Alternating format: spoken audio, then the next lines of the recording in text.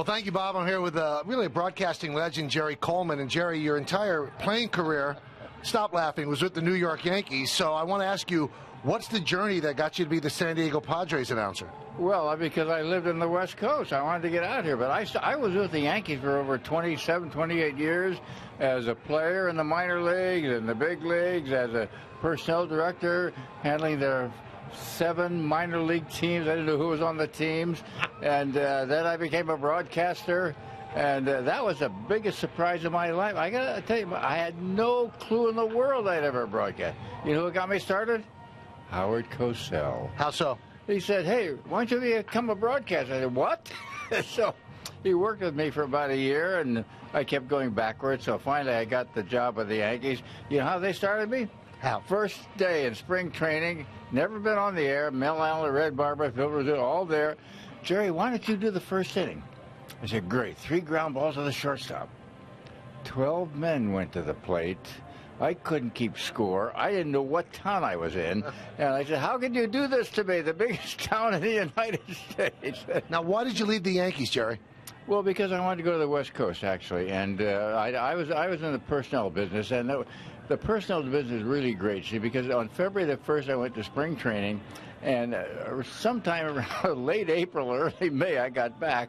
And it was a disaster for my family. I must tell you, it was really bad. And consequently, one day my wife came in and said, I'm leaving. I beg your pardon? And so I went to George White. I said, George, do you mind if I live in California, work here? He said, no, can't do it. So I knew then I was done. So I packed my bags, I sold my house, and I left in a car to California with no job. Shows you how dumb I was. And you ended up here. And, looking at your career, reading all the stories about it, Jerry, it's fascinating. Your career kind of got you a late start because of World War II, early end because of the Korean War. But, you won the World Series MVP in 1950. And then in the final World Series that you played in 1957, you actually had a really great series. So, is there any bitterness on your part that because of the military service that you had a career that was cut short? I'll tell you, the greatest day of my life is April the 1st, 1944. On that day, I was commissioned as second lieutenant in the Marine Corps and got my Navy Wings of Gold, and I was never happier in my life. Now, I love baseball. It's a different animal altogether. To play for the Yankees is, I guess, a treat beyond belief. But from a standpoint of my personal achievement, April the 1st, 1944 remains the best. It's weird, though, because of all the Major League players, you're the only one that saw combat in both wars. Now, Ted Williams didn't see combat in the Second War. How did you have to also do combat in the Korean War? Well, because they wanted someone to win, After all, without me, there was nothing. I don't know. They sent us overseas. There was no way we weren't getting into combat. Actually, Ted was an instructor in World War II, and then he went into combat in Korea. He was at K3. I was at K6, different airports, different planes, I might add.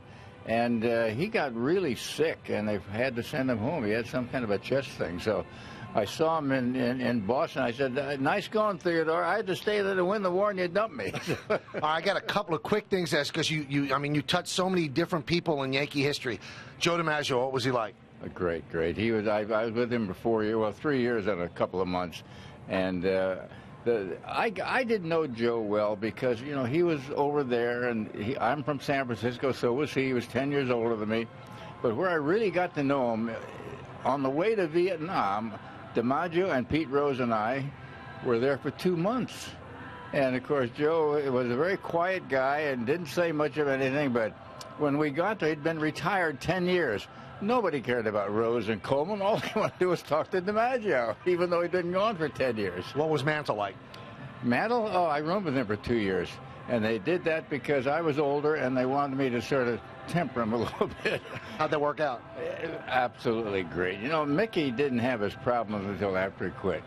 And I think when the stars were gone, the lights were gone and so forth, it got to him. He did drink a little bit too much, but as a person, as a human being, wonderful. Phil Rizzuto, you played with him and you announced with him. Yeah, I know. Phil and I had fun all the time, I must tell you. As a player, we'd get together, we'd talk. And, Phil never made a mistake. He knew every out, who every hitter was, and how they did it. And when I got with him as a broadcaster, we had more fun than Barbara and Alan put together. We had a great time. Yogi Berra. Yeah, great player. He threw sliders to second base, you know. I don't know how he did that. He got my hand about 4 times. I said, Yogi, will you please roll the ball out here, for heaven's sake? He never made a mistake in baseball that I know of, and knew exactly what was going on all the time. A very bright guy and very smart about his business, which was baseball. Jerry, you're 88 years old. You're still doing games for the Padres, day games here at home. How does this game now compare to the game that you played? They're bigger, faster, stronger, and maybe not as smart. They don't play the same games. They don't know the inside part of baseball, but what they do, these guys are bigger, faster, and stronger than we were. And as a group, you got to remember, they're 30 major league clubs now. They're only 16 when I played, and you could sort of condense your team a little bit better then. But now, like you guys, you start open the season, and 4 of your regulars weren't even in the lineup. 3/4 of your infield was gone. The center fielder was gone. I'm surprised you're where you are. Final thing, every time you come back for Old Timers Day, I can see the smile on your face and just what that Yankee uniform means to you. Can you verbalize what it means, Jerry? I think the New York Yankees, their team, was the greatest team in America, period, at any sport.